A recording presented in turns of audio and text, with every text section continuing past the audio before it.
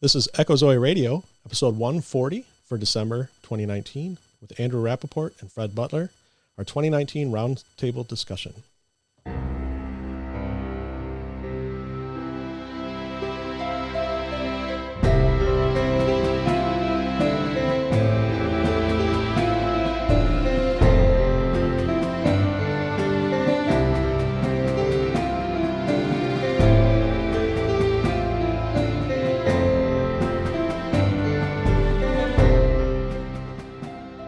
Welcome to Echo Zoe Radio, the podcast outreach of Echo Zoe Ministries, where you'll hear about important topics affecting the church today.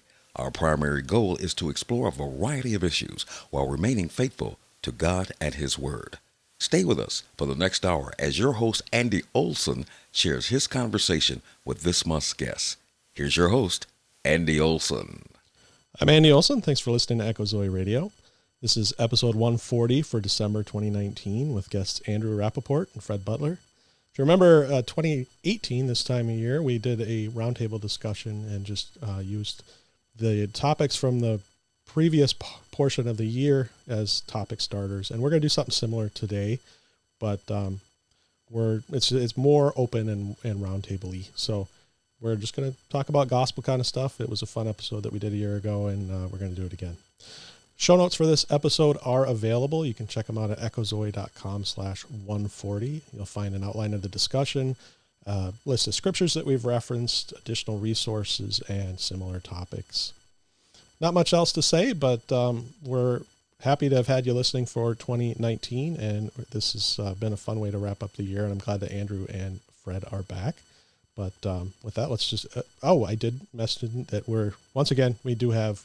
I don't have notes. I usually type this up and I read it, so I'm just kind of winging it today. But I do have video, and you can check out the video of the show at echozoe.com/140 or at the Echo Zoe Ministries YouTube page. But with that, let's get in with Fred and Andrew. Hey, guys. How are you guys doing? I'm doing great. How are you? I'm doing great, too. Great to have you back. Oh, yes. It's always a delight to be here. And Andrew, you're there too? Am I stuck with Fred again? Oh. Well, I thought I would trigger you. Fred Butler, triggered. Oh. I was trying to trigger you. I know how he triggers you. No, it's great to be back. I love being back with you guys and being on Echo Zoe. 140, that is like a lot of episodes. Well, what do you got? A lot, you know. Well, what do I got? It depends on which one. On my daily, I'm coming up to 500. Yeah, so 140 is not a lot, but when you're doing daily, yeah. That's 5 days a week. Yeah. Well, I am coming up on episode 100 on my weekly, but again, that's 2 years, yeah. 140 for a monthly is almost 12 years. Yeah. Wow. Yeah. But it's my second episode with this fancy Roadcaster, and I know I found out in the process that you've got one too, and love it. You know, that's how I'm able to do the kind of more live to tape that I did. Now, this will be the second episode in a row that I'm doing. They call it live to tape, where you record it as if it's live, but you're recording it. And then you just can go right not up. On tape. And then, well, it's not on tape. It's not actually live, and it's not on tape, but that's kind of the old radio lingo. And but I like being able to do that, having those little sounder buttons, and it's very intuitive. It's very simple. It's got a lot of the analog settings that I had on my old mixer just aren't there. It just does it for you. But if you heard last month's episode, you know how excited I was to get it, and I still am excited. We just get real excited about our toys, huh? I'm a techie, and I have to. I mean, like, it's like getting that new iPhone or that new MacBook or whatever, that gadget. I don't know. I'm thinking of like Tim Allen in the 90s. Oh. What's that, Fred? I said I completely understand what you're saying, yes. So, Andrew, you had a topic for us. You haven't told me or Fred what it is. You gave me a hint that it's going to be interesting. I won't share the word that you were going for, but what was triggered? What you want to talk about Don Jr.'s new book? No, but I thought Fred had some thread you guys were going to talk on as well that you said was going to trigger me. But here, I was just going to read something that I'm sure Fred has seen. I'm sure he's probably even responded to. I had a couple of quotes that we used for the podcast that Bud and I recorded for will air tomorrow from when we're airing this on Red Letter Christianity, and that alone, that word probably triggers Fred. So Fred, well, his King James Bible is red letter, right? No, Yeah, I never had a red letter from King James. I never liked red letters when they were supposed to be popular, because I thought, hey, it's all God's word. I want all of God's word. But oh well. Anyway, go on. Hey, so we could play a game. I'm going to give a quote and let's see if Fred could guess who said it. Okay, good. Ready? Where did Jesus restrict women from preaching or pastoring or leading or teaching officially? Please don't tell me Paul, because Paul ain't Jesus. I'll give you. Now, is that Beth Moore? No. Micah? There we go. Bingo. Okay. Jorah Micah. So she also. I saw an interesting tweet about her recently. It was between. I can't remember who it was that tweeted it, but then it was between her and Scott Clark, and she was like, "Why does nobody see that she's a parody? Nobody sees it. How can you not see it? That she's a parody?" And Scott's just like, "Yeah, we all wish that was the case." She's the Titania McGrath of the evangelical world. If people know who Titania McGrath is, no, sorry, you don't know who. That's a parody account from. A radical ultra feminist. You have to go look up Titania McGrath on Twitter. That's great. I think I have run across that. Yeah. Yes. Now that you mention it. Or the Alyssa Milano. She's sort of like that too. Kind of says she's a self-parody sort of bubble from her brain, and she puts it on Twitter. Mm-hmm. So it's like, oh, honey, that's not good. But oh well. Yeah, but so Fred, I'm sure that you probably responded to her already. I know that Beth Moore did respond to her. Beth Moore and her seemed to go back and forth. Really? Beth Moore had one. Oh, did I close it? I might have closed it. Beth Moore had one that she said, "Call me crazy, but I sound like I can't tolerate or I can't listen to people who overemphasize Paul." I know. That's like saying I can't tolerate people who overemphasize or Isaiah or Moses or anyone like that. I mean, it's just crazy. See, I can't tolerate a woman that twists the scriptures to justify her preaching. That's probably the main thing that a lot of people get hung up on is there are terms in scripture that distinguish between the idea of preaching, which is proclamation of the gospel, and then teaching authoritatively doctrinal things in the church, that kind of lead and give guidance to the body of Christ. And what Paul is forbidding is the second one. He's not forbidding a woman to go out and preach the gospel. Women do that all the time where they preach and talk to people about the gospel. We in our English eyes, were they not the first to do it? Well, yeah. When they came out from the empty tomb? They did, and they proclaimed, hey, Jesus is risen from the dead, which is the message of the gospel. Yeah. No one's saying that no woman can do that. What they're saying is that a woman does not get up and teach doctrinal, instruction in an authoritative manner from the church for the church to follow. That's the idea. Mm-hmm. And they tend to get hung up, or they kind of conflate those two terms. And it's like, well, all these other women preached.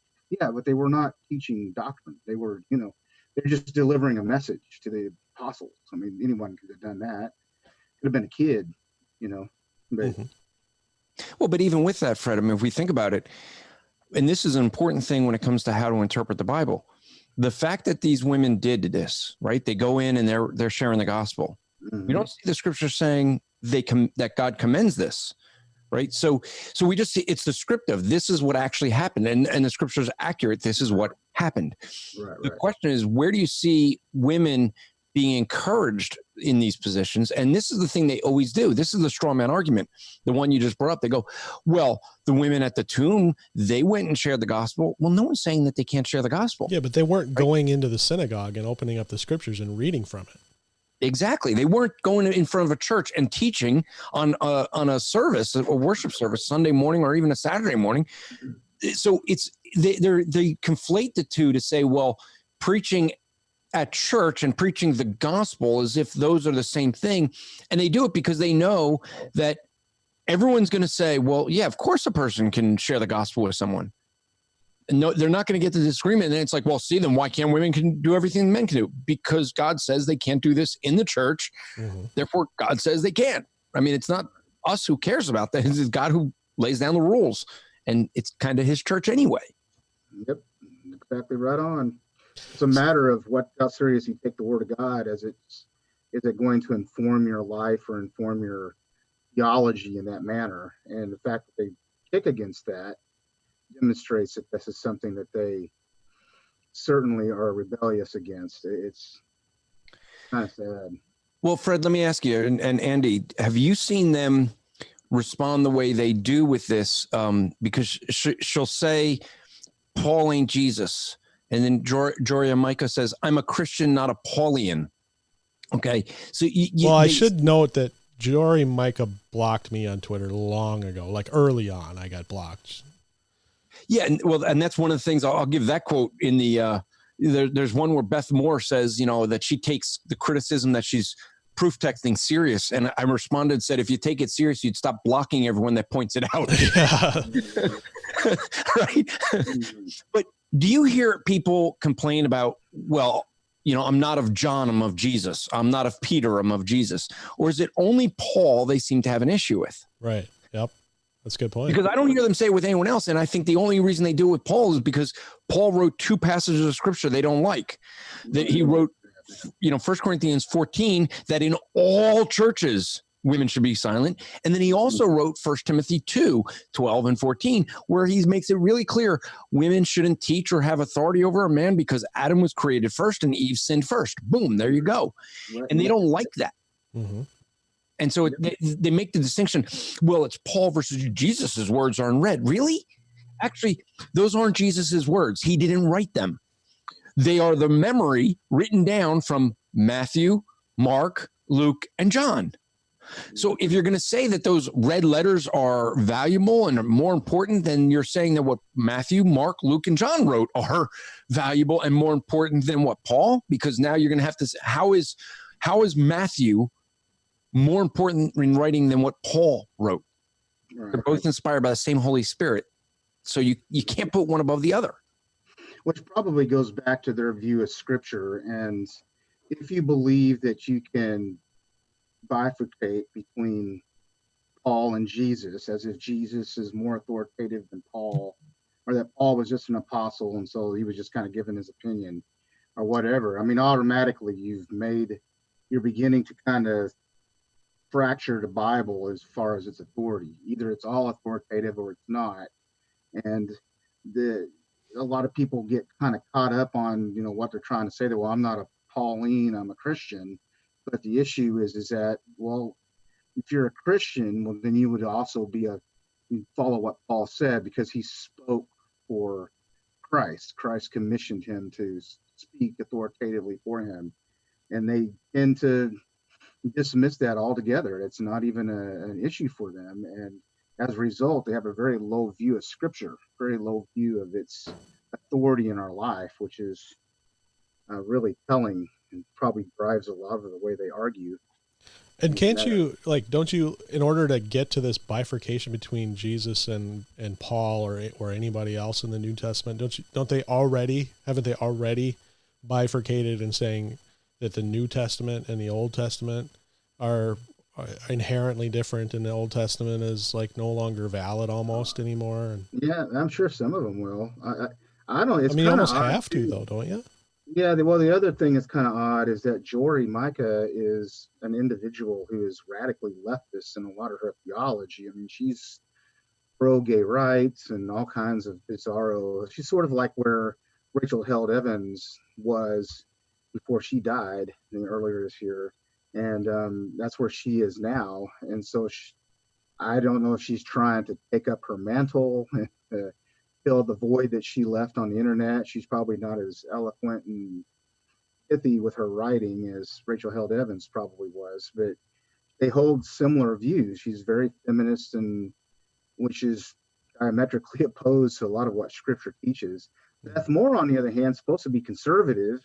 Supposed to be a Southern Baptist conservative, and the fact that they see eye to eye on a lot of things is rather troubling if you're someone. Well, it's telling. It's definitely telling. It's telling. Yes. I mean, people who have followed Beth Moore for the last couple decades will know that Beth Moore's not being inconsistent there.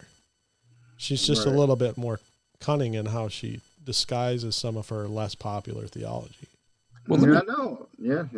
Let me give for support for what Fred said. Let me give you one of what Joya Micah has put out on Facebook. This is back May 14th of 2017. If anyone is offended by God being called mother, I'd question their intimacy with God, as well as their view of women who were created in God's image. God is not confined by scriptures. God is bigger than the Bible. We would never fit all aspects of God into one book written in a patriarchal times by all men. But even with the Bible being bathed in patriarchy, we still see God referred to as mother in metaphors. And I'm like, whoa, where was that? But the only one I can think of is when Jesus said that I would have gathered you as a hen gathers his chick under the wings, but that's a stretch. That's a real stretch. But you look at what she said. Like, here's the thing. She's going to question the intimacy of anybody who is offended by God calling himself Father. I mean, here's the thing I would love to ask her. And I did a daily Rappaport Daily, the 2-minute podcast on this. And I mean, if you want, I could play it. But I basically said this: for someone like Joya Micah, here's a simple question: do you believe people should be use the label, the pronoun that someone identifies? And she would, I'm sure, say yes to that. Of which I would say, well, God identifies as a male, so stop calling him mother. He calls himself father. Stop calling him mother, right?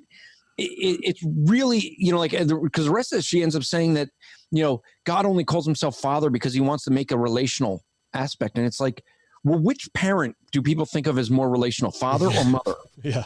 Right? If he's doing it to be relational, wouldn't he call himself mother? Mm-hmm. I mean, so she's going to call into question anybody, the salvation of anybody who's offended by Jesus being called by the pronoun that he actually refers himself by. Mm-hmm. Yep. Hey, not to dwell on this particular topic too long, but to kind of transition to something in this, I would say, same category. Fred, you had tweeted just in the last few days, kind of retweeted or quote tweeted a thread by a guy writing about this large megachurch in Naples, Florida. And it seemed to be kind of a similar, cultural issues invading the church kind of thing. Yes. That tweet thread was from John Harris, and I think his podcast, which I would commend anyone to listen to, go seek him out. It's called Worldview Conversations or something like that is the name of it. John Harris, and I think he spells his first name Jon. So if you ever have the opportunity to go and look him up on the internet, go to it. I've appreciated a lot of his stuff that he's kind of investigating. He was a guy who graduated, I think, from Southeastern Baptist Theological Seminary, where Danny Aiken is the current president.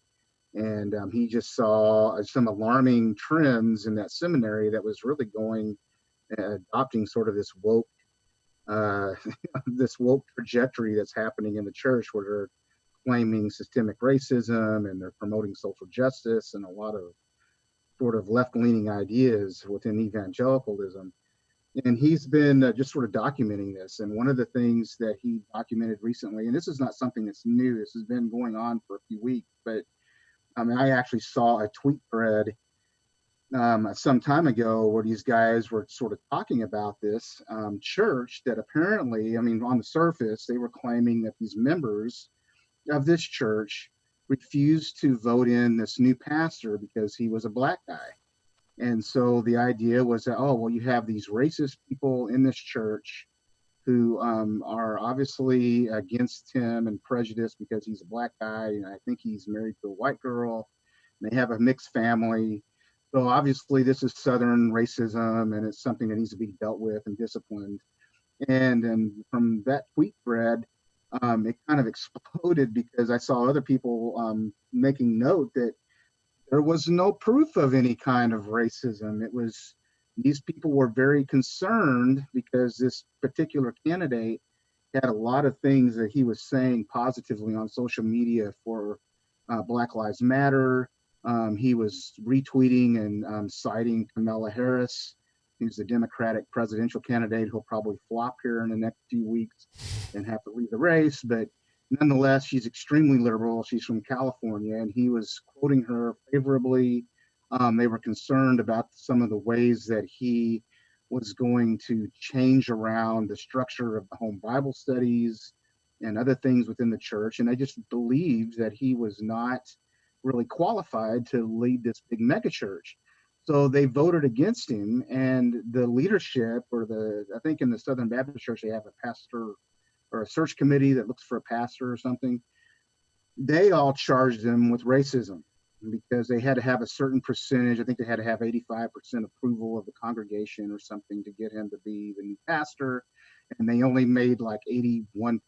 So they fell just a few percentage points short. And so they had to go back and, but the whole way they handled it was like, let's discipline these troublemakers out of the church because they don't want to go our social justice direction with this guy. And it's caused some major problems. And these guys, some of the members who were getting smeared as racist have been releasing just internal emails and, just information that's not being made public that is basically demonstrating that these people are trying to hijack this megachurch. Kind of found out that the previous pastor, who had been there for like 27 or 28 years or something, was sort of forced into an early retirement by these people who were looking for a new pastor. And it's just this whole trend now where you have these churches that are wanting to embrace this social justice mentality in order to, to appear like, oh, hey, we're on top of things, we're progressive, we're dealing with all of our racist past and all that sort of thing. And in the process, they're basically, I guess, jettisoning the authority of God's word and just the direction that not really wanting to pastor the members and give discipleship to these things, or just sort of ramrodding this thing in. I don't know where exactly it's standing right now. John Harris, I retweeted that thing or that tweet thread because he and a group of people are going to go down and just film some of the members who got excommunicated. And I think that was kind of interesting too, is that's where I picked up the ones who were troublemakers, called racist, were kicked out of the church. Now, I've been in Southern Baptist churches for a while early on in my Christian life. Southern Baptist churches rarely, if ever, practice any kind of church discipline. So the fact that this church moved so swiftly to silence these people and to get them out of their church and to practice, well, they basically went and circumvented the means of church discipline. There wasn't any, Matthew 18 practiced or anything. They basically just kicked them out. And, that's a pretty amazing situation in a Southern Baptist church. So I'm not sure where it's going to go. I mean, this is a major flagship church in Florida. I'm not really sure where Naples is geographically. Naples is West Coast, south of like Fort Myers. Yeah, how far is that down the Panhandle? It's quite a ways down. It's almost down. You're still on the west side, but you go much farther south, you're going to start curving to the east. I mean, it's down practically in the Everglades. It's down there. Okay. Well, this church apparently is a huge mega church down there, and they have a lot of sway with politics and other things like that. So the people who were kicked out and these members who they just felt that, hey, we're being betrayed here. They're taking our church into a direction that we're not comfortable with. And the fact that they stood up and said, no, we don't want to go this way because we don't want this guy as our pastor. And the way that they were just sort of turned on by the leadership as, being racist because they didn't vote for him. That's really bad. And hopefully this is not going to be a trend in other places in the United States, but I guarantee you it probably will. You'll see more churches going in this direction. And when the membership stands up against it, they're going to be smeared as, being racist or whatever it was, homophobic, probably in some cases. That's kind of that whole issue. But they're going to do that because they got the culture on their side to say, oh yeah, this is perfectly acceptable to claim someone's a racist because they're redefining race. I mean, the term racism no longer has a meaning. It means whatever a group of people that want to run the country say it means. So if you don't vote a certain way, you're racist. If you have lots of melanin in your skin, but you stand up against like the Democrat Party, you're racist. If you speak up against being woke and the social justice constant, I'm a victim, I can't grow up, I'm a victim, oh, I'm always being oppressed by somebody, then you're a racist. I mean, everything is racism because they found some trigger term that just sets everybody off. I got into a dialogue with someone online that they were speaking about Trump and they were saying he's a racist. I said, can you give me one specific thing that you think he did that's racist? And they just mentioned some name of a town. And I'm like, well, that's not a specific thing. That's the name of a town. That doesn't, you're proving my point. You don't have anything specific. And so what'd she do? She removed her original comment that mentioned the town. Right. And so it's like, okay, so you're going to continue to say he's racist, but you don't have any basis for it. But they don't care anymore. This is the thing that's so troubling.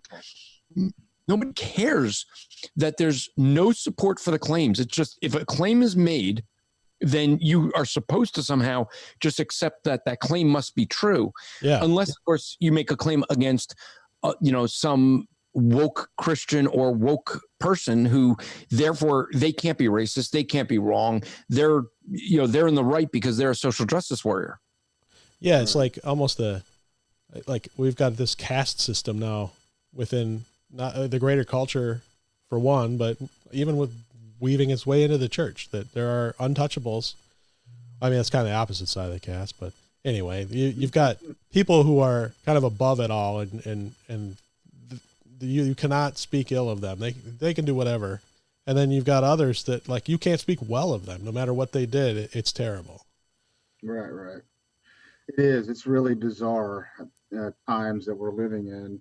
And then part of that too is if those individuals you get into their crosshairs, well, then they're going to try to do the cancel culture thing where they're trying to shut you down on social media, or they're going to go after your employer or any boycotts, of your social, and you have boycotts. Hey, he said something that offended me, and you need to deal with this guy. And I'm like, really?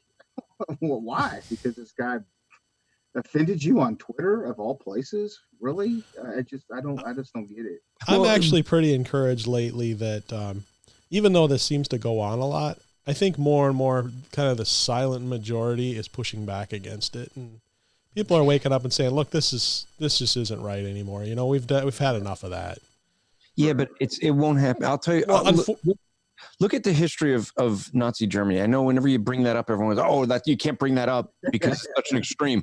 And it's like, well, if you're repeating that history, why can't we bring it up? Because there's a reason that Jewish people teach their children all about it so that it doesn't happen again. And it is happening again. It's just not the Jewish people, it's the Christians. Mm-hmm. What you end up seeing here is we have in Nazi Germany was one of the first things they had to do. You couldn't have Jewish people teaching the next generation, because they weren't fully human. You couldn't have them in office, political office, because they would have say in legal votes. You couldn't have them as judges or lawyers because, again, that could influence the legal system. So you had to get them out of any position of influence, position where they had say in the culture.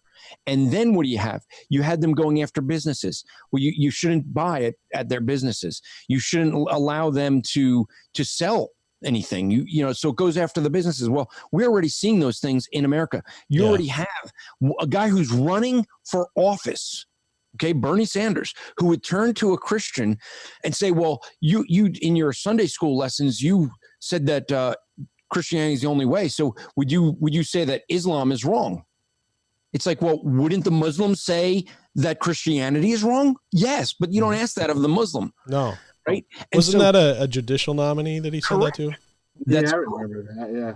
And so the whole thing is he can't, and what would Bernie Sanders say? We can't have a person that makes decisions like this in this kind of position. And he's doing that with just a religious view, but you're seeing it even stronger when it comes to same-sex marriage and accepting genders and all this. It's if you don't accept this thing that's only within the last 20 years, right?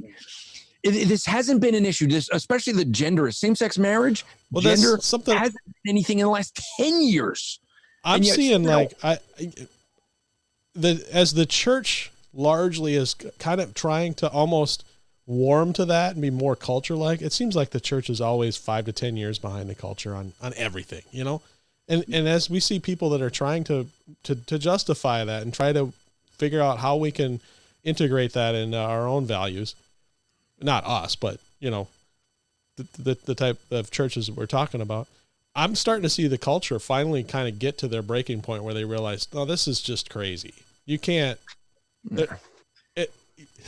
you're not hearing it quite as much. No. I'll tell you why I say no. They're not at their breaking point. You know why? We have a complete sham going on in an impeachment process over something that every single witness has admitted that they've come up, that there's no bribery, no demand for, an investigation there. But I'm even encouraged by that because people are seeing right through that. No, but the only people that don't see through it are the ones that don't want to see through it. Well, yeah, but see, the thing is that when you remove people that from the position of influence, teachers, lawyers, judges, politicians, and you say they don't have a right, then it doesn't matter if they wake up. By the time they wake up, it's too late. We're still at a time. I don't disagree with that. I don't disagree with that. We still have a chance right now, but that's getting much smaller and disappearing very quickly. Well, and honestly, we really need to be on our knees for that because the only way that's going to change is through divine intervention. Prayer and the gospel. Here's the thing.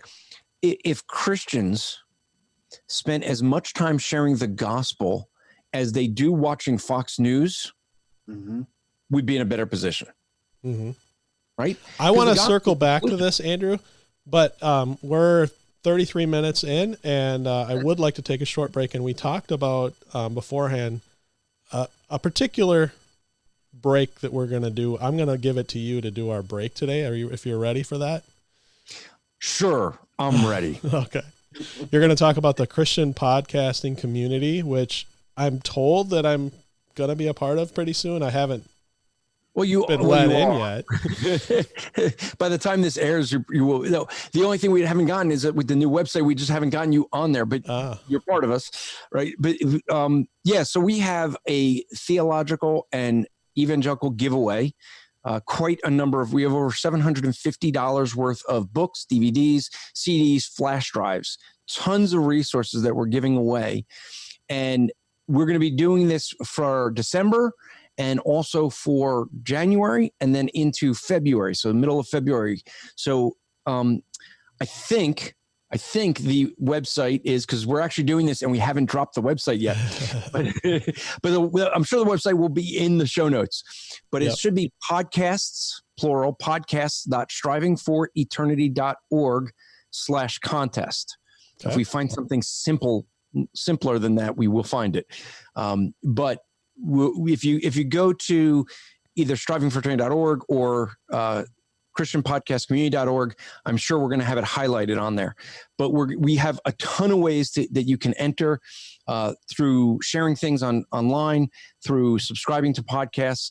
But we're going to run this through. Well, why don't we, before we talk about the contest, why don't you talk about what the Christian Podcast Community is, first of all, because I haven't talked about that with my listeners, and we need them to understand what you're talking about there before you can talk about the contest. Okay. So the Christian Podcast Community is basically a community of podcasters. It's not a network because we at Striving for Eternity don't own the content. We just are basically providing the way for people to join together and mutually promote one another and get to know one another as Christian podcasters. And basically, we're really restrictive, so we don't just accept any. Well, you can't be too restrictive because you'll let me in, or at least you said you're going to. Well, the issue is we've actually turned away a number of people. Now, there's some. Okay, I'll trigger Fred again because this will be fun. We actually there is a podcast. I'm not going to give the name. There actually is a podcast, and it's done by two pastors. One of the pastors, and this is just hard to conceive of, but this pastor who claims to be a pastor, while he was pastoring a church, when we get into pastoring a church, he still had ownership of an adult video store. Okay. And he wanted to be in the Christian podcast community? Yeah, we said, no. I listened to a bunch of his early podcasts and I'm like, dude, you are so out there. Like, no, you're not a pastor. No, you're not even a Christian to think that like these two can go along. He was a worship leader while going to work. And in the video store. So there are craziness out there, not just the Joel Osteens, but we're actually really restrictive, and we don't let just anyone in. We have a process, as you know, you went through it, where you get interviewed and it goes through kind of a committee. But in your case, we kind of all knew who you were because we've all been listening to you for years, almost 12 years. Yeah, so we it's just really a way that a bunch of Christian podcasters can get together, promote one another, and be able to dialogue and have some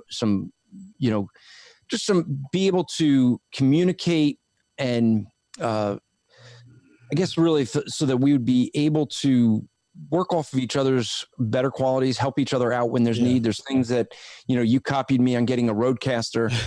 Well, you didn't tell me it existed, or I would have bought it a long time ago. Well, see, that's why you needed to get in the community earlier. Well, I still haven't gotten my credentials to get into the website. Yeah. Yes, you do. Yes, you do. On the new website, you do. But we haven't sent it to me yet. Okay. I will tonight.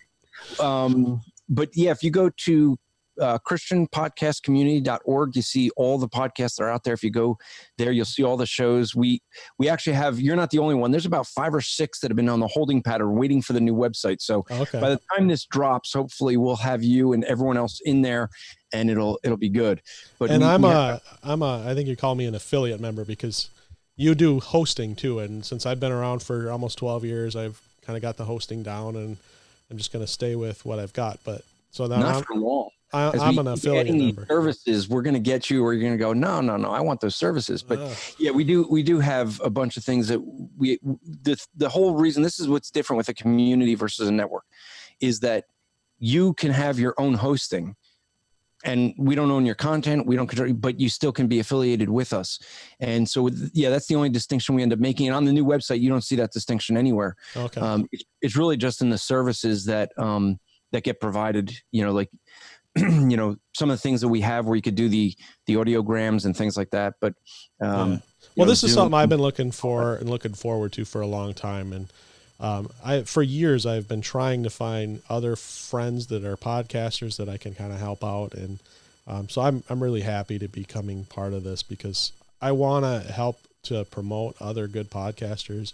I go back, you look at Landon Chapman, hasn't been podcasting for 3 or 4 years now. He had Fire Away, and we were promoting each other's podcasts for quite a while and stuff. And so this goes back quite a while, long before Christian Podcast Community came about, that I've been looking for something like this. And so I'm really happy that it's getting put together and that you've done that, and happy to be a part of it. And so going forward, the audience is going to hear more spots where I'm going to be dropping in promos for good podcasts, small podcasts and stuff. And that's going to be one of the fruits that's going to come out of this, is that going to be a little bit easier for me to find them and then to promote them too. And hopefully some of them will become guests in future episodes too. You got to get Jamal Bandy on. Yeah. I listened to that episode last spring or summer. I was mowing the lawn listening to that one, and he was really good. I really enjoyed that one. Fred, I don't know if you've heard of Jamal Bandy. He's with Prescribed Truth, but go on to I'm looking at your site right now, actually. As you were talking, I logged in to, I pulled it up. So it's actually right on my screen right now. If you go to Prescribed Truth, go to his YouTube channel, and he has a series of videos called Woke Brother. Oh, dude, they are hysterical. This is an African-American guy who's basically calling out all this woke behavior, and he does a mockery of being woke. And he's gotten such a wide range of responses where some people think he's serious and they're like calling him out because he's a bad influence on wokeness, on the whole social justice stuff. And then he's got people that are thinking he's serious and they're like, you need to repent of this stuff. It's so serious, but he's put up articles that are in the newspaper and they're like about things like that African Americans are fat because of white privilege. And he's like, you see this? This isn't because I stuffed my face. It's because of your white privilege. Dude, it is hysterical. But he is funny. You got to get him on doing the Woke Brother. That's a great series he does. So that's the Christian podcast community, and then let's go back to the contest. Yeah, so the contest is just something we're doing to try to promote all the podcasts on the community with the new website. Mm-hmm. So what we want to do is we wanted to get this out so people can check out the new website, check out all the podcasts. By the time this drops, there's going to be like 20 podcasts, I think, up there. Cool. And most of them are people I never knew beforehand. They came in contact. We actually had a plan to reach out to podcasters, and we haven't gotten there yet because people keep coming to us and we're like, okay, we'll add you in, and then we'll keep trying to get things going. Yeah. And so it's been growing faster than we've had a chance to kind of keep up with it. But we're doing a giveaway, and it's basically going to be I think there's going to be almost probably 100 ways you can enter to get all these books. And actually, I think you even said you might donate some books to it. So maybe I've got some. I think I could throw in a few copies of Jerusalem's King because it's a film that I have on hand, and Ryan keeps giving me whenever I ask for some copies, he gives them to me, and it's something that I helped to produce, and actually have helped a little bit working on the sequel, which we're hoping is going to be out sometime maybe next year. Maybe we'll get your Logic DVDs. Well, I haven't. Yeah. I could put the ones. I redid a lot of my Logic stuff and put it on YouTube, so I wouldn't recommend the DVDs. Just go to the YouTube page and see the. If you add stuff in, we have over $750 worth of stuff right now, and as people keep adding to it, by the time December 1st comes out, because we're recording this in November, but by the time December 1st comes, we may have that over $1,000 worth of materials because it just keeps growing. Now, cool. Fred would be happy to know there's a lot of Macarthur in there. We got Macarthur Study Bible. We got, I'm trying to remember we got several. Yeah, Macarthur. Speaking of Fred, I just got the book that you guys sent out last week. You were sending out another book as a bunch of essays. It was supposed to be a frisch Freth or whatever they call it. What? That's that German. That's because you said you were going to sign one for me, and I've yet to get one of those books that's signed by Fred. You know something? Signed by Fred. And I even put when I sent my thing back, I put attention Fred Butler on there. You did, and someone gave that to me. Go, isn't that nice? He knows to work here. I'm like, oh. So you wanted me to sign it, or do you want John to sign it? You said you were going to sign it. I could do that. We've got another book coming out in February, I think, or sometime. All right. soon. Well, I'm still waiting. You told me if you saw my stuff come across that you were going to sign it for me, and I've been waiting. I got 2 or 3 of those books now, and I still haven't got a Fred Butler signature. It's like 10,000 people I got to mail. When you go to, like you just said, you actually got mine. Somebody brought it over to you. I'll do it again. Well, they brought you my. You sent in the little thing. Yeah, the little fill out the form. And then they put that into the computer, and then they brought me the coupon and just showed it to me. Now, when your name is in there in a big pile of other people, okay, I've got to run that, and it comes out into a mailing label, and that's when I would have to find it. Oh.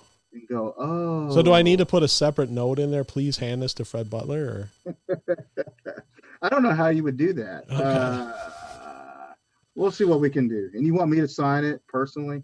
Well, that's what you said you'd do. When I wasn't sure what this program was about a year ago, and I was asking people, like, everybody says they're getting these free books, and they're like, all you got to do is send a little thing back to Grace to You, and you get these free books. We got a couple of free books coming out next year. Cool. I can't remember which ones it was. Yeah, well, you usually do one right before ShepCon? They do. Yeah. And then when you do like your Strange Fires and stuff. Yeah, the next one has to do with the atonement. I can't remember exactly what the working title is on it. Okay.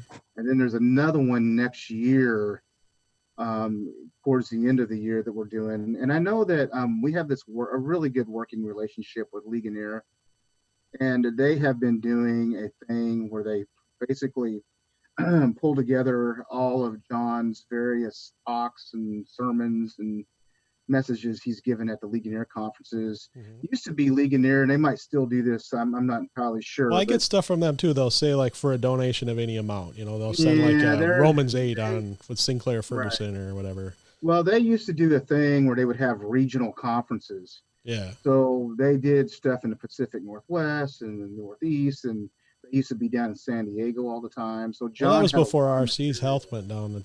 Yeah, and exactly. And so they have a lot of material. So they've been pulling together John's stuff on various topics. So I think the next one might be on evangelism or something like that. I can't remember these little hardback books that they give away, and they give us a bunch of them. And we run a radio offer for those people. Yeah. So if you call in, and you can get a copy of it, and it helps them, it helps us. And by the way, Andrew, I think we're done with the spot. I think we kind of drifted past that, but as long as we're talking about good giveaways and stuff, I wanted to share something. Free books. If you're talking about free books, I'm Jewish. I'm all for that. Well, yeah, and I wanted to talk about a free book thing, and I'm sorry, Fred, that I'm going to be doing you a disservice with this, but I did 2 episodes in a row where I had a book giveaway, and because the second one with Alan Nelson, the deadline is December 1st, and we're recording on November 23rd? Yeah, 23rd. So 23rd. I got another week before that I'm even going to draw for that. So, but there's one copy that we're giving away. Alan's going to give it away. He's just going to send it out to the winner. But before that, we had a giveaway, and Jim Osmond gave me 5 copies of his book.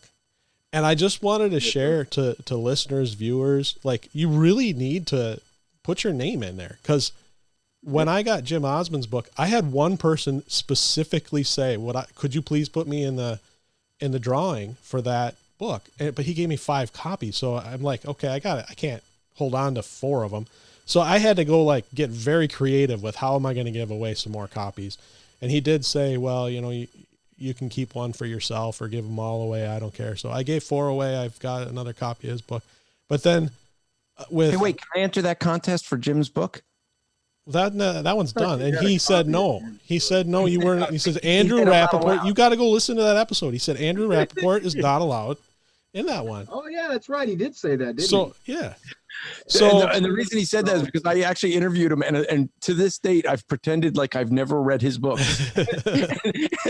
And he's like really upset. He actually on his next book, he's like, he wanted me to write a thing on it, a little review. And I said, yeah, I'll be glad to. I'll say I haven't really read this, but I'm sure it's a great book. So where I'm doing Fred a disservice now is that this next one with Alan Nelson is still ongoing. But I've gotten one person who specifically asked, can I be in that book giveaway? And if nobody else asked to be in it, this guy right here is going to get that book. So your odds are, it's not like buying, it's not like the lottery here. Don't enter, Fred. Well, Fred's disqualified now. This would be like insider trading, and that's why I said I already have a copy of that book. Okay, well, good, because I felt like it's going to be almost like insider trading now, because Fred's going to be the only one that will hear that before the drawing. But yeah, So I mean, the odds are good. It's not really rigged the way Chris Honholz rigs things. You know, I had a contest and I only entered him, and then I closed the. So that was rigged. But I say he put me up to it.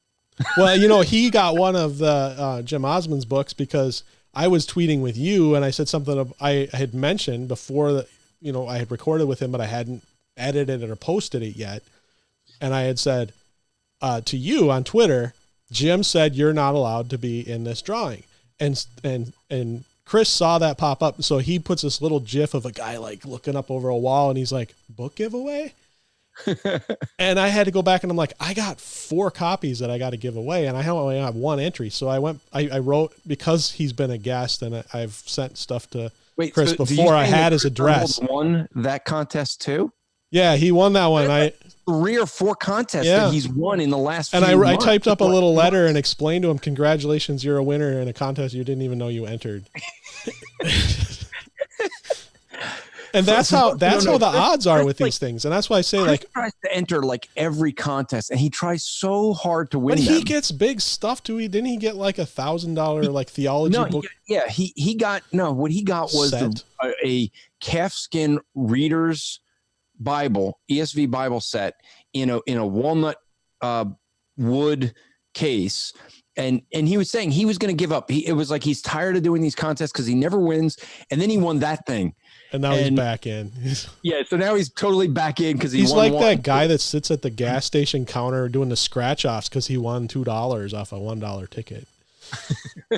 And I'm just telling you, your odds are better even than those scratch offs, let alone the big like lottery, you know, which nobody should be playing. But anyway, you should get your names into the Echo Zoe book giveaways because you're going to be competing with like Andrew. Yeah, well, but it's too late.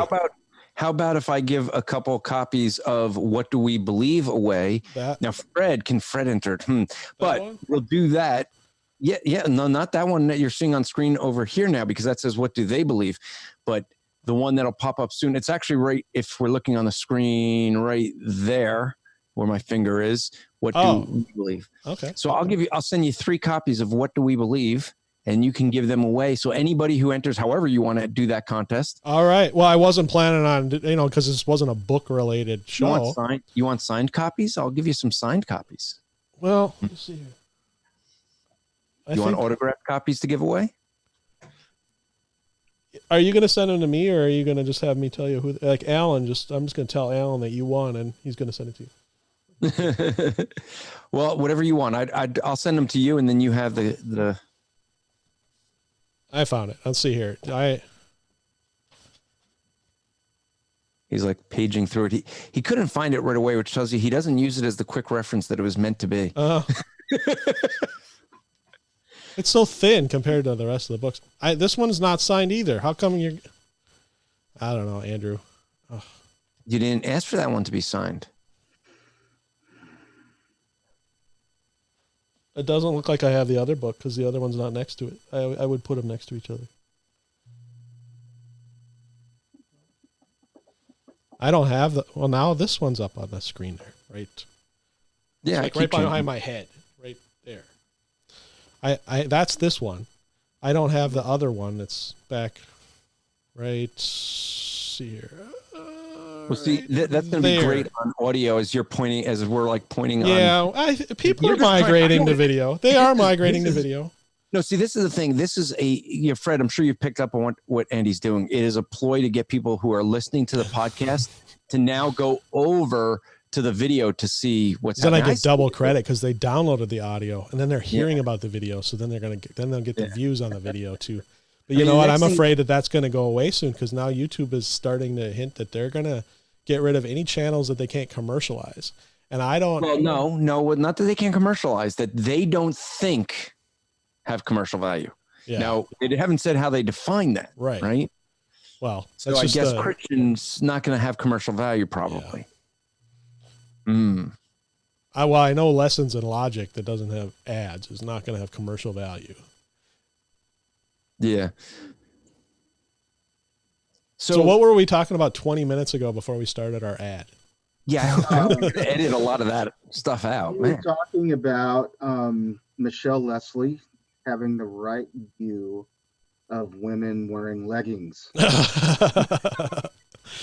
Fred wow. went back and listened to Representing one of your 11 thoughts. episodes, and he's like, by golly, Look, we were going to favorite. talk about past episodes. I'm getting leggings into another Fred episode. is doing that because last year I listened to all 11 from last year, and so Fred did that And this Fred year. didn't last year. So he's making sure that he's getting that in this year. I understand. Yeah. Yeah, I wanted to make. But her you told me smile. at the beginning you wanted to talk about Two Kingdoms. Oh, let's talk that. Yeah. Just before we hit record, you said, I want to talk about Two Kingdoms. Oh, me? Yeah, you. Yeah. Oh, yeah. Yeah. I thought Yeah. that. I See, mean, understand Fred's getting old. That was like, an hour ago. He's talking to you. Yeah. About that. My timer says 55 minutes and 12 seconds. I don't know, are there people still hanging with this, or are they just kind of? No, they all switched over to Yeah. that Striving for Eternity page because they're looking up better better podcasts to listen to right now. No, yeah, the Two Kingdom thing was very well done, and I appreciated Pat's take on that. I find it kind of interesting that they would call it Two Kingdom theology as if it's some kind of theology on its own, when I've always kind of seen that as just biblical Christianity, because and if I remember right, that was based on somebody else's book. I can't remember who wrote the book. It's a guy who was it Van Duren or something like that. I've not read that book. Yeah, I'm not a big fan of a lot of stuff that comes out of Escondido, but that sounded okay. I mean, he's articulating something that I would already kind of agree with. Yeah. That, and my only concern, call it a concern, is just that we want to make sure that, because I think sometimes people will use the Two Kingdom as a crutch not to be engaged in in order to get away with worldly culture stuff. Well, that's the world. That's the world's kingdom, and I'm still over here. I can go to church and I'm good and all that sort of thing. But so I can do this thing, or usually it falls into politics where it's like, well, I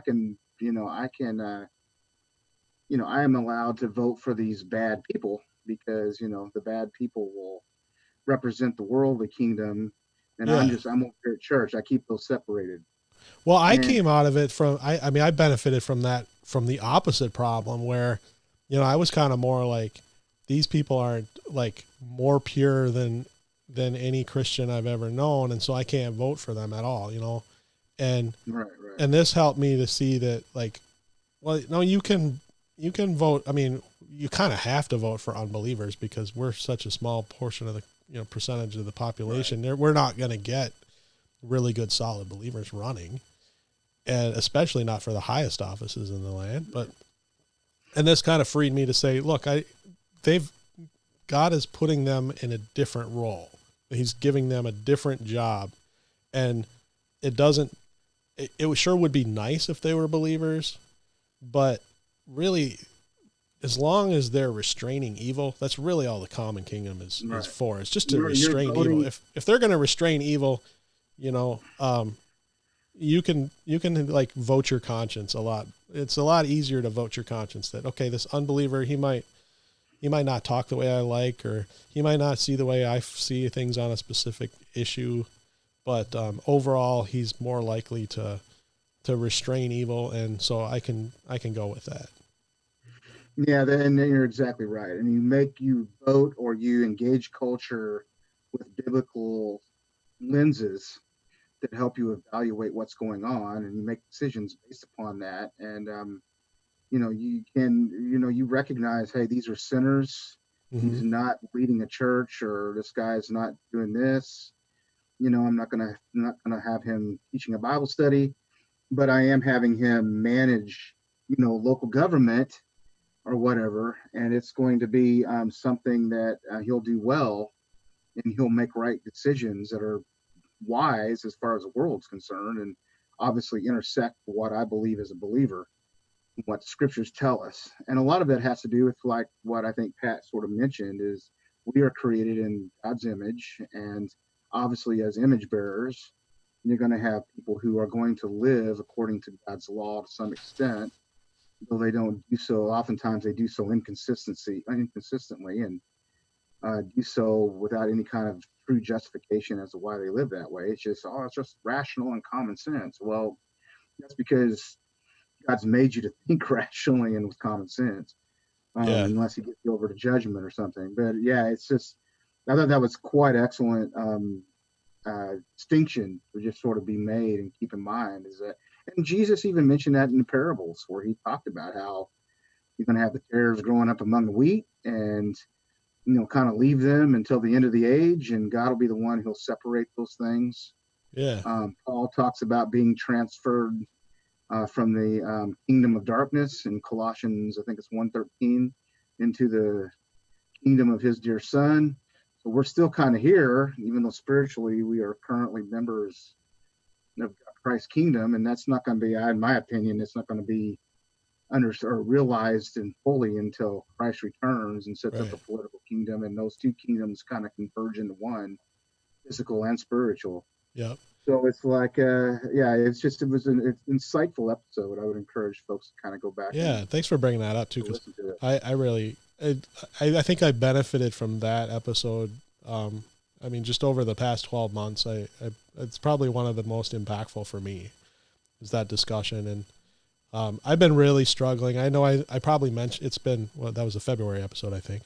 So it's been 10 months since I put that one out. But I've been going, in the last 2-3 years, I've been really seeing things differently in how the world works and how, my political views are being refined, and I'm starting to see things a lot differently. And that one helped me a lot because I was really struggling with some things where, I'm a little bit more open to political candidates that 4 or 5 years ago I would have said no way, and one of the things that Pat said that, I got I put it in the show notes, so I got it here in my notes, that was really helpful was he talked about how we're commanded not to be unequally yoked with unbelievers in worship. We always hear that, like, we shouldn't be unequally yoked and stuff, and people like to lump that in with like any setting, any context. But scripturally it says we're not supposed to be unequally yoked in worship, but we can work together with our neighbors to serve our other neighbors. And that's a lot where the common kingdom and the realm of politics ends up going, is trying, how do we help our unbelieving neighbors and with our other unbelieving neighbors? Right. And I think as believers, we would have obviously the ultimate best interests in mind, because our help or our thoughts are obviously informed by God's revelation that's leading us to make and act wisely in the decisions that we make. And when you help your neighbors, you're basically taking that opportunity to be in a way to evangelize them, train them to think biblically as well, and you trust the Holy Spirit to maybe use those moments to convict them and draw them to, so God, the Holy Spirit would bring them from one, the fallen kingdom to the biblical kingdom. Yeah. So then when they're, intersecting with our current world, they're going to make the physical world a little better in the decisions they make and the way they live. And I mean, who wants to live I live in California, so you have incompetency and people who, in my opinion, shirk any kind of biblical wisdom. You have a lot of terrible things happen. It's not helpful. And the people of the world kind of recognize that. It's like, we're living in, in trashy neighborhoods, and they're being taxed out of existence and all that. And it's like, well, look, you need to be thinking biblically as far as how you're going to live your life and the decisions you're going to make. And when you do, well, then that's going to obviously impact your neighborhood. I mean, just, you can kind of see it with we had a school shooting here. That popped up in the news and then just like really quickly went away. Well, yeah, because that particular kid that did that shooting was actually opposite all of the little red flags that usually are marked. But they usually tend to be, but it takes them a little longer to figure that out. Yeah, my kids were just pulling up to this school when that was going on. So they My friend who brought him to school raced away, and they were calling me on the phone. Hey, we're having a school shooting, and I'm like, what? What are you talking about? But it was over like in less than 10 seconds because that's how fast it happened. And but what I thought was interesting with all of that is how the kids afterwards, our sheriff's department, I mean, they were on that and they were there. It was just Are you saying amazing your kids go to that school? they go to that school. That's going to be another conversation. Wow. Yeah, they were pulling up to the little area where you drop kids off to go into the school, and they saw all this big mass of people running out. And so they were like, "What's going on? There's a guy with a gun, he's shooting people." And so we carpool. So our friend was taking them that day, and she drove off into a neighborhood that's kind of there next to the school, and got back over to where my wife was, and they talked about it, but I mean, it was like less than 2 minutes, and the police and the sheriffs in our town here were on that. I've never seen a community come together. They've been very helpful. Some ways, I think they've been a little too helpful. I think they're a little smothering of kids and wanting them to grieve too much when they don't really need to anymore. But that's another discussion. But that comes back to the fact that we live in a predominantly conservative, Bible church-going community. It might be nominal Christians. It might be the moral therapeutic deism kind of Christianity to some degree. Yeah. But people have a fear of God. They have a fear of the law enforcement. They want to do right. The kids were there shaking the hands of the sheriff's deputies as they were, helping them get to the sort of, I think they called it the reunification point, which was a park down the road a little ways, where parents could pick up the kids and stuff. And then so it's, that shows you the fruits of a society that attempts to live biblically in their kingdom of the world, I guess you could say, in our current situation. But this is one where we even like you're saying, they might, a lot of them are probably mostly nominal Christians, but they at least like pay lip service and understand. They listen to their conscience, their God-given conscience. They're not the Romans 1 types that they know right from wrong and they try to live that way. And we can do that with our unbelieving neighbors, even the ones that are not even nominally Christian, but whether they be Muslim or Hindu or, we got a lot of, I'm really astonished, like how many Hindus we have in our area here in the Twin Cities metro, like in the particular couple of suburbs that I live in. They at least tend to be like halfway decent people, Right now, is it people from India? Oh yeah, there's a lot of like the engineering types and the doctors and whatnot. They're upper middle class that are coming in, and I take my kids to a karate a few times a week, and like a lot of the kids in his class are from India, or I think there's a few from China, but there's a lot of Indians, like Indians and whatnot. And I live it's not that far, maybe 5-6 miles from the biggest Hindu temple in Minnesota, and I was kind of surprised to learn that. That goes back to another episode I did a couple years ago after I first moved in here, but being surprised by that. But generally, I think overall, I mean, we look at Romans 1, and it's like, even though these guys are idolaters and they're following false gods, they at least they've got a conscience there, and they know like that killing is wrong and stealing is wrong, and they're living in Romans 2:15, where they're the heathen that they work the law out that's been obviously written on their heart because of being image bearers of God. Right. And they don't understand why they do. Yep. I think they do that inconsistently, but you mention it to them, that's how you talk about them. It's like, well, why do you think stealing's wrong? I mean, where does it tell you in the Hindu God that whatever it might be, and you have those opportunities to share the gospel with them. Yep. And because I can guarantee you they all have sin issues, and they probably, whatever that might be, whatever degree that's manifested. Yep. Andrew, you've been quiet for a little while. Oh, I've been enjoying the conversation.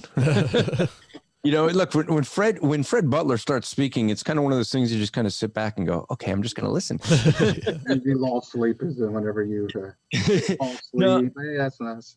No, but you know, I didn't know that was your kid's school. That I figured I'll get more. I want to get more details off air, but well, no, I was curious there too, because I know you were homeschooling forever, so I'm actually genuinely surprised.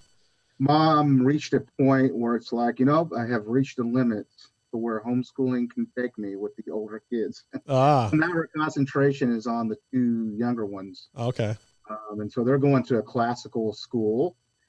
This is kind of interesting too, it's ran by a lady who is a Mormon. Okay. Lots of Catholics teach there. Is this like a charter school? A charter school. Well, it's a vendor with a charter school. Okay. They try to keep it low key because the California they're not big on charter schools, and charter schools is a public school, and they obviously can't favor religion or anything like that. So they try to keep it strictly, secular based, but it's obviously based on biblical values, somewhat classical in its educational approach. And we work with a lot of unbelievers in the sense that they come from a false religious system. And one of our teachers is married to Napoleon Dynamite, that actor. Okay. So I've seen him around. Yeah, my kids go to school with his kids. Kind of interesting. And they're all Mormon and Catholics, and so we've had a lot of great conversations with them. It's been wonderful. Cool. Sweet people, and so you can again see the two kingdom thing.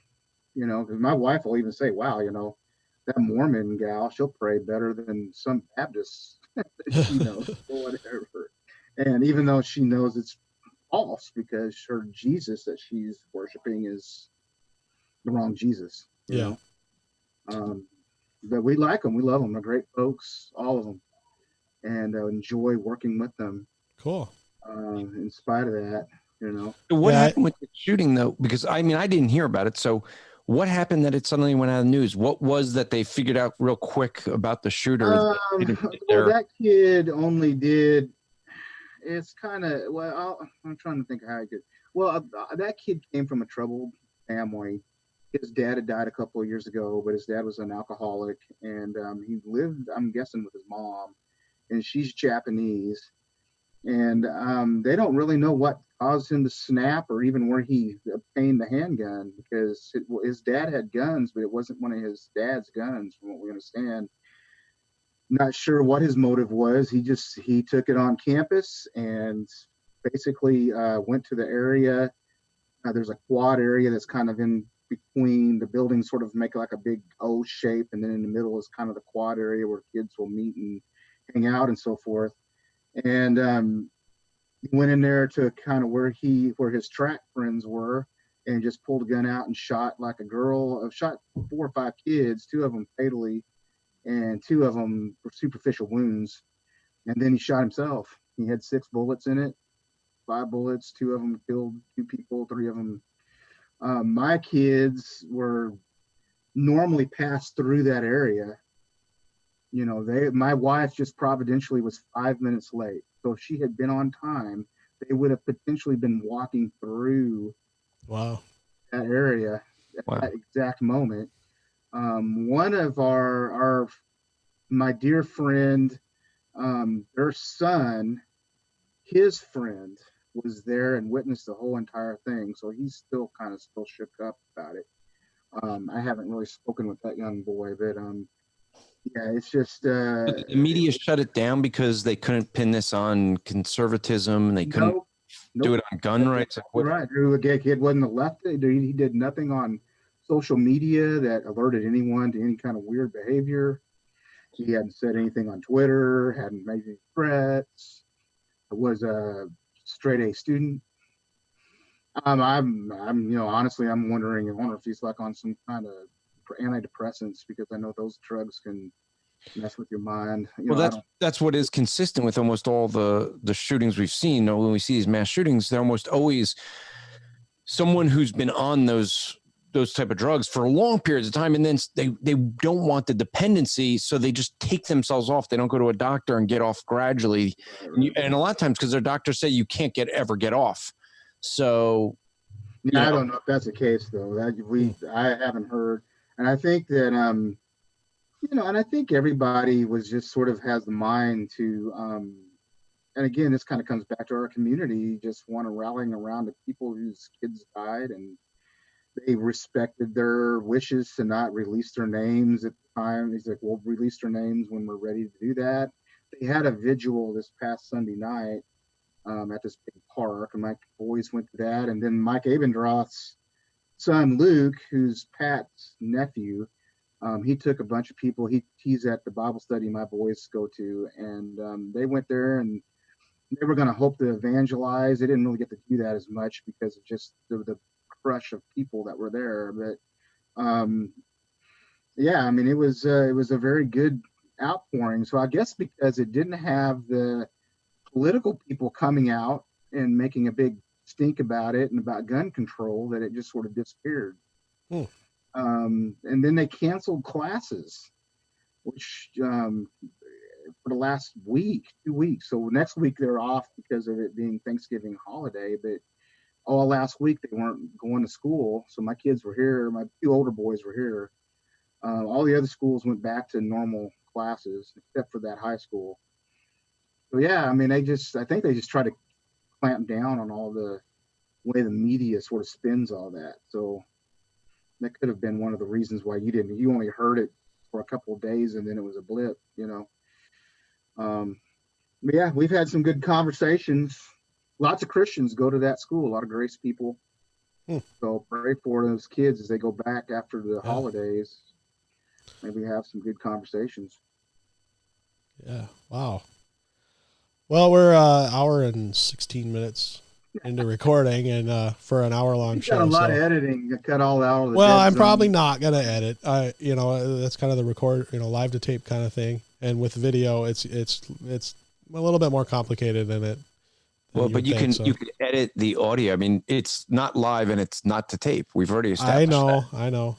Well, I find I've got a workflow, and it's changed a little bit since I've been doing more video. I used to do, I'd record I would edit the audio, and then I would do the show notes while I was editing. So I kind of back and forth, and it's really hard to do with video. I usually will just record. I will edit the video.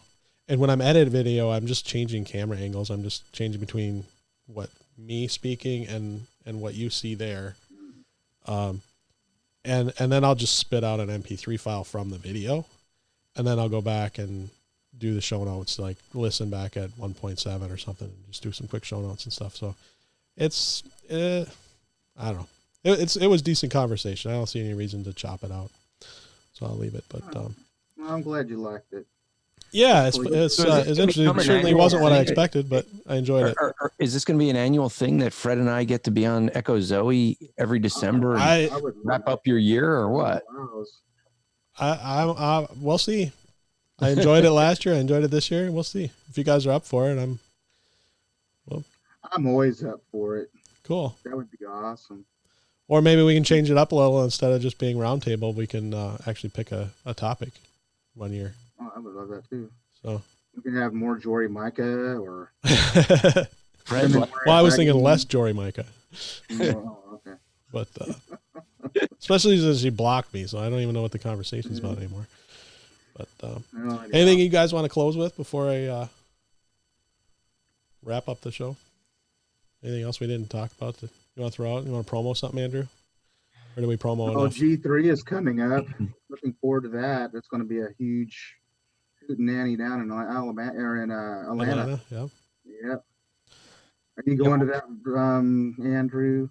Yeah, well, we should have a booth there for. I think what we're doing is we're doing a booth with the Christian podcast community and Justin Peters. So that'll be kind of a combined booth there. But yeah, we'll be down there. If you want, I mean, it'll be after this drops, but I have a episode on that Bud Alheim and I did on Red Letter Christianity. Some of the quotes that I gave you from Joy and Micah is what we dealt with. But I really see a concern with this Red Letter Christianity is a way of slipping into churches the social justice movement without them recognizing it, because they're thinking, isn't Red Letter isn't Red Letter just like the what do they call that? Well, the emergent church, isn't it? No, well, it's some of that. It's a mix of all the garbage, but really their focus is on all the social justice stuff. Their focus is. Isn't that just like the next generation of the emergent though? They just, because the emergent just kind of faded away. Isn't this kind of what they faded into? It morphed in with the social justice, where they're still going the same route of trying to reconcile with men before reconciliation with God. Yeah. And that's really what it comes down to. But they are playing right in with the oppression and everything of social justice. And it's something where they're very deceptive in the way they go about it. And that's why we took the time to play them in their own words and show how they're being deceptive. So on my rap report, that's rap with two P's, Andrew Rappaport's rap report, my longer one, not the daily one, we went into that with the Red Letter Christianity and social justice and showing it's just it's a way that they're taking that, and you're starting to see with Joy and Micah, you're seeing with Tony Campola, you're seeing with Beth Moore. They're all Tony Campola was Emergent Church. He was full on. Well, but that's the guy who's starting this Red Letter Christianity. That doesn't surprise me then, because it seems like this is just what that's morphing into. Yeah, did you say Andy Stanley too? Because Andy Stanley is kind of doing that. He's not part of Red Letter Christianity yet. He might be. Yeah, he's getting to where he's totally, hey, the Old Testament's kind of had its place, and we need to move past the Old Testament, and has no relevance really to what's going on with us, establishing the New Testament. Well, once you got rid of the Old Testament, then it's easier to start getting rid of different parts of the New Testament too. I've been wanting to do an episode on Andy Stanley with that, because what I'd like to do is go through, he says, because one of the things he doesn't like about the Old Testament is slavery. And so what I'd like to do is go through every book of the Bible, the New Testament, go through every book of the New Testament and see which one has references to the Old Testament. So if we're going to unhitch the Old Testament, which ones are we left with?